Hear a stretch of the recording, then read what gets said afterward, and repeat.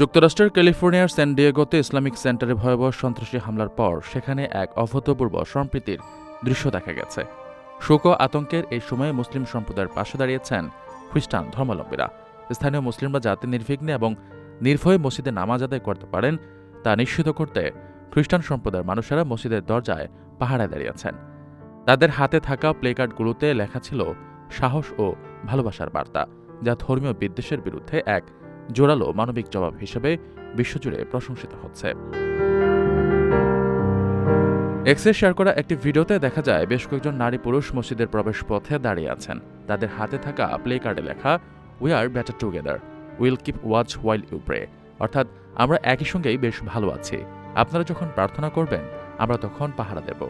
অন্য একটি প্লে কার্ডে লেখা ছিল আপনি আমার বন্ধু, আপনার প্রার্থনার সময় আমি পাহারায় থাকব।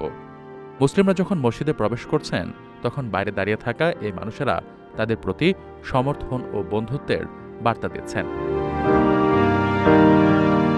এই সংহতির পেছনের প্রেক্ষাপটটি অত্যন্ত মর্মান্তিক। সম্প্রতি স্যান ডিয়েগোর সবচেয়ে বড় এই মসজিদটিতে 2 কিশোর বন্দুকধারী ভয়াবহ হামলা চালায়।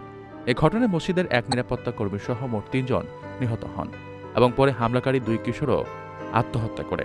আমির আবদুল্লাহ নামের সেই বীর নিরাপত্তা কর্মী এবং অন্য 2 জন নিজেদের জীবনের ঝুঁকি নিয়ে বন্দুকধারীদের বাধা দেওয়ার মসজিদে উপস্থিত প্রায় 140 জন শিশু সেযাত্রায় প্রাণে বেঁচে যায়। পুলিশ ও তদন্তকারী সংস্থাগুলো এই হামলাকে ইসলাম বিদ্বেষী হেট ক্রাইম বা ঘৃণাজনিত অপরাধ হিসেবে বিবেচনা করে তদন্ত করছে।